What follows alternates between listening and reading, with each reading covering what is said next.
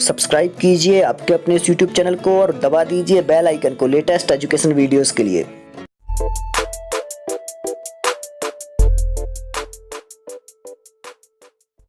Hi friends, कैसे हैं आप लोग। स्वागत है आप सभी का आपके अपने इस चैनल सुविज्ञा में।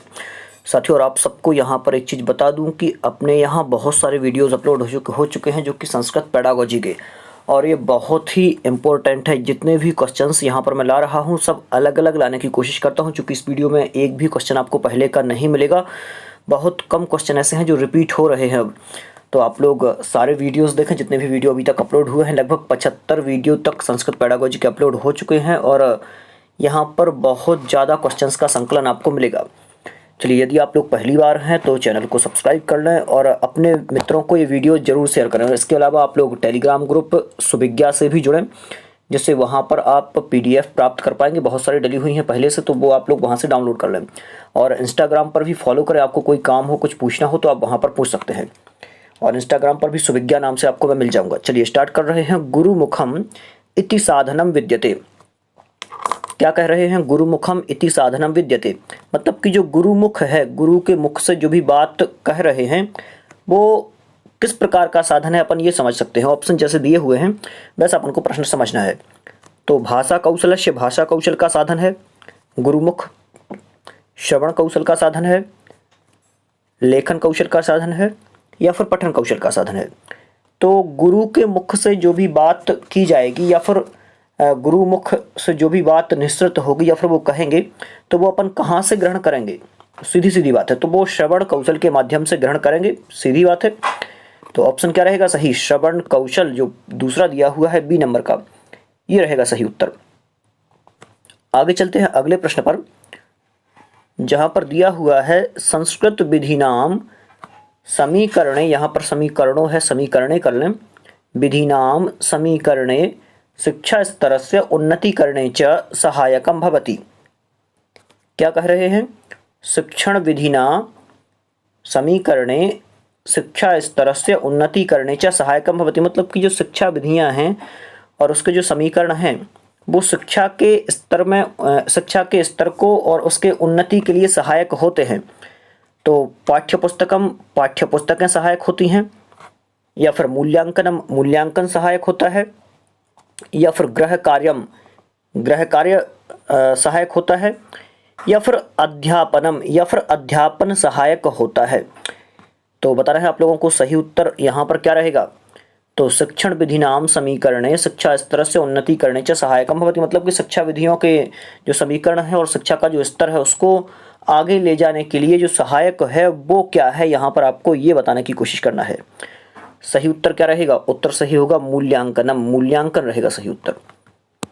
आगे चलते हैं अगले प्रश्न पर, जहां पर दिया हुआ है संस्कृताध्यापनस्य दृश्य श्रव्य साधनानाम विद्यते, मतलब कि संस्कृत का अध्यापन कराना है। तो संस्कृताध्यापनस्य मतलब कि संस्कृत के अध्यापन का श्रव्य और दृश्य दोनों साधनम विद्यते, साधन कहा जाता है। तो संस्कृत को पढ़ाने के लिए जो श्रव्य और दृश्य जिसमें दोनों है वो साधन कहा जाता है। तो वो कौन सा है ये बताना है। क्या प्रतिकृति है? नहीं, प्रतिकृति नहीं होगा। फोटो नहीं होगा। श्यामपट्ट है क्या? नहीं होगा। आगे दिया है दूरदर्शन। हाँ, दूरदर्शन तो है। टीवी जो है वो है। क्यों? क्योंकि उसमें दृश्य भी है और श्रव्य भी है, तो ये रहेगा अपना सही उत्तर। आगे ध्वन्याभिलेखा, तो ये भी नहीं होगा क्योंकि इसमें ध्वनि रहेगी, देख नहीं पाएंगे अपन उसको, चित्र नहीं देख पाएंगे। आगे चलते हैं। क्या दिया हुआ है? संस्कृत भाषा शिक्षण समये नगरस्य भौगोलिक स्थिति अवगंतुम कस्य अधिगम साधनस्य प्रयोगः कर्तुम शक्यते, मतलब कि यहाँ पर क्या कहा है कि संस्कृत भाषा शिक्षण के समय नगर के भौगोलिक स्थिति को जानने के लिए किस अधिगम साधन का प्रयोग कर सकते हैं। तो आपको अपने नगर की भौगोलिक स्थिति जाननी है तो आपको क्या प्रयोग करना पड़ेगा, ये यहाँ पर इन्होंने पूछा है। ऑप्शन दिए हुए हैं। मानचित्र का प्रयोग करेंगे, ठीक है, रेखा चित्र का प्रयोग करेंगे, पत्रक का प्रयोग करेंगे, या फिर श्यामपट्ट का प्रयोग करेंगे। देखिए, नगर की भौगोलिक स्थिति जानना है तो भौगोलिक स्थिति जो है वो मानचित्र के अंदर अपन बता सकते हैं कि हमारा जो ये गांव है या शहर है ये यहाँ पर है, नगर यहाँ पर है। पहला हो जाएगा सही। आगे चलते हैं अगले प्रश्न पर, जहां पर दिया है पाठ्यपुस्तकस्य स्थानम शिक्षण महत्वपूर्ण विद्यते, या फिर शिक्षणे कर लें, यहाँ पर शिक्षणे महत्वपूर्ण विद्यते, मतलब कि पाठ्य पुस्तक का स्थान शिक्षण में महत्वपूर्ण है। कहाँ पर है? बालकानां ज्ञानस्य सीमायाः विस्ताराय, बालकों के ज्ञान की सीमा का विस्तार करने के लिए। व्यावहारिक ज्ञानस्य संपादनाय, व्यावहारिक ज्ञान के संपादन के लिए। छात्रेषु स्वाध्यायं प्रति रुचि उत्पादनाय, छात्रों में स्वाध्याय के प्रति रुचि उत्पादन के लिए। या फिर उपर्युक्तानां सर्वेषां उद्देश्यानां संपादनाय, उपर्युक्त सभी उद्देश्यों के संपादन के लिए। तो ये जो डी ऑप्शन दिया है ये सभी हो जाएगा सही उत्तर, ये रहेगा सही। आगे चलते हैं अगले प्रश्न पर, जहां पर दिया हुआ है गुरुमुखम इति साधनम, ये हो चुका है। आगे चलते हैं, हाँ ये भी हो चुका है। अगले प्रश्न पर चलते हैं। छात्राणाम गृह कार्यस्य मूल्यांकनम भवितुम शक्नोति, मतलब कि छात्रों के गृह कार्य का मूल्यांकन हो सकता है। कैसे हो सकता है छात्रों के गृह कार्य का मूल्यांकन? तो ऑप्शन दिए हैं बाह्य मूल्यांकनेन, बाह्य मूल्यांकन के द्वारा हो सकता है। या फिर दिया हुआ है साक्षात्कारेण, साक्षात्कार के द्वारा दिया जा सकता है। या फिर आगे दिया हुआ है आंतरिक मूल्यांकनेन, आंतरिक मूल्यांकन के द्वारा, मूल्यांकन के द्वारा। या फिर संभाषणेन, संभाषण के द्वारा। तो सही उत्तर क्या रहेगा? छात्रों के गृह कार्य का मूल्यांकन यदि हो सकता है तो वो कैसे होगा? सही उत्तर रहेगा आंतरिक मूल्यांकनेन, आंतरिक मूल्यांकन के द्वारा होगा। आगे अगले प्रश्न पर चलते हैं। शलाका परीक्षा भवति, आप लोगों ने शलाका परीक्षा के बारे में सुना होगा। तो शलाका परीक्षा कैसी होती है? पहला ऑप्शन दिया हुआ है मौखिक, मौखिकांतर्गता, मतलब मौखिक अंतर्गत होती है, मौखिक होती है। लिखितांतर्गता, लिखित होती है ये, मतलब कि लिख करके और फिर वो परीक्षा दी जाती है। या फिर उभयांतर्गता, उभय रूप से होती है, लिखित और मौखिक दोनों होती है। या फिर प्रश्नांतर्गता, मतलब कि प्रश्न वहाँ पर पूछे जाते हैं या फिर बताए जाते हैं। तो सही उत्तर क्या होगा? जो शलाका परीक्षा है वो मौखिक होती है। इसके पहले भी मैं बता चुका हूँ कि जो शलाका परीक्षा होती है वो कैसी होती है? मौखिक होती है। आगे चलते हैं अगले प्रश्न पर, जहाँ पर दिया हुआ है संस्कृते मौखिक परीक्षया कस्य कौशलस्य मूल्यांकनम कर्तुम शक्यते, मतलब कि संस्कृत में मौखिक परीक्षया, मौखिक परीक्षा के लिए किस कौशल, कस्य कौशलस्य, किस कौशल का मूल्यांकन कर्तुम ना शक्यते, मूल्यांकन नहीं कर सकते हैं। मतलब कि संस्कृत में मौखिक परीक्षा के लिए किस कौशल का मूल्यांकन नहीं कर सकते हैं? ऑप्शन पहला दिया हुआ है, ध्यान से, श्रवण कौशल। और एक चीज और अपन को ध्यान रखना है, देखिए मौखिक है, मौखिक मतलब कि बोलना, तो मौखिक परीक्षा में श्रवण की आवश्यकता होगी, बिल्कुल होगी, पठन की भी होगी, भाषण की भी होगी। क्या भाषण की होगी? हाँ, लेकिन लेखन से ज़्यादा यहाँ पर संबंध नहीं है। तो मूल्यांकन कर्तुम न शक्यते लेखनस्य, लेखन कौशल का लेखन कौशल ज़्यादा यहाँ पर महत्वपूर्ण नहीं है। संस्कृते मौखिक परीक्षा कस्य कौशल से मूल्यांकनम कर्तुम न शक्यते, तो लेखन के द्वारा अपन मौखिक परीक्षा का मूल्यांकन नहीं कर सकते हैं। मौखिक यदि परीक्षा लेना है अपन को तो श्रवण, पठन या फिर भाषण से हो सकता है। आगे अगले प्रश्न पर चलते हैं। ये हो चुके हैं, रिपीट है क्वेश्चन। संस्कृताध्यापनाय भंडारकर मतानुसारम का पद्धति ही उपकारिका अभवत, मतलब कि ध्यान से यहाँ पर प्रश्न घुमा के पूछा है, बिल्कुल इजी है। आपको भंडारकर पद्धति के बारे में बताना है लेकिन यहाँ पर घुमा के पूछ लिया है। तो आप लोगों को पहले प्रश्न पढ़ना है। संस्कृत अध्यापनाय, मतलब कि संस्कृत को पढ़ाने के लिए, अध्यापन के लिए, संस्कृत पढ़ाने के लिए। भंडारकर मतानुसारम, भंडारकर मत के अनुसार। का मतलब कौन सी? पद्धति मतलब स्त्रीलिंग है ना, पद्धति, तो का। पद्धति मतलब पद्धति। उपकारिका भवति, उपकारक हो सकती है। किस विधि के द्वारा अपन संस्कृत का अध्यापन करा सकते हैं ये पूछ रहे हैं।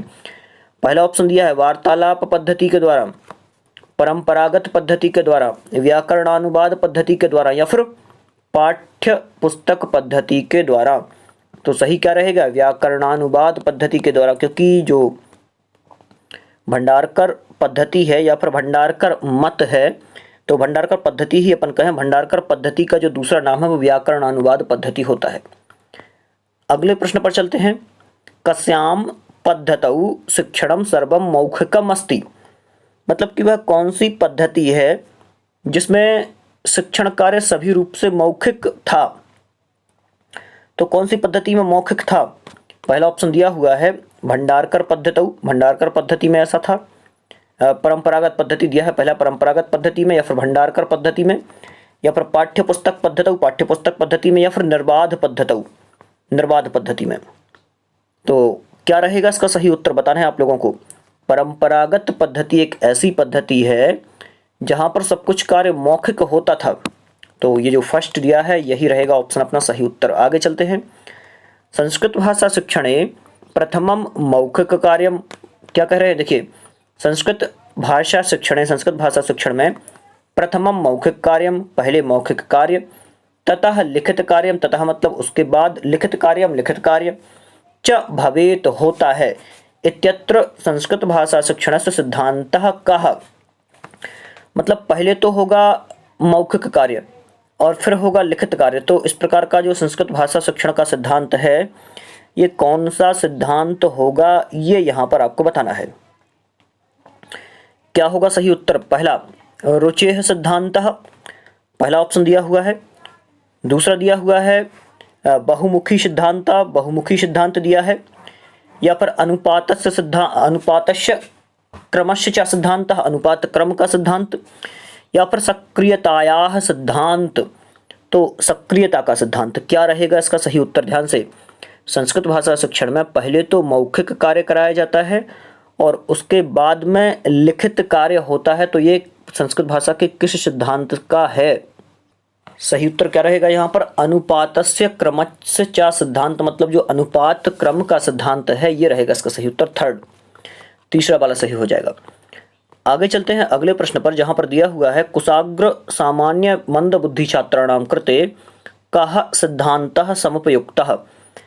शायद ये प्रश्न पहले रिपीट हो चुका है, इसके पहले भी मैंने शायद इस प्रश्न को देखा है, तो आप लोग वहां पर देख लें, ये प्रश्न रिपीट हो चुका है। हाँ, तो आज के लिए इतने ही प्रश्न आज रहने देते हैं, क्योंकि प्रश्न बहुत कम मिल रहे हैं, क्योंकि रिपीट थे बहुत सारे प्रश्न, तो मैं ला नहीं रहा था कि रिपीटेड जो क्वेश्चन है वो क्यों लाऊं, लेकिन कोशिश यही कर रहा हूं कि अधिक से अधिक क्वेश्चन आपको बिना रिपीट मिले। आज बहुत कम क्वेश्चन हो पाए हैं, लेकिन हाँ कोशिश यही करूंगा कि जो अगला वीडियो रहे उसमें 15 से 20 क्वेश्चन हो, और होंगे ही, मैं कोशिश कर रहा हूँ।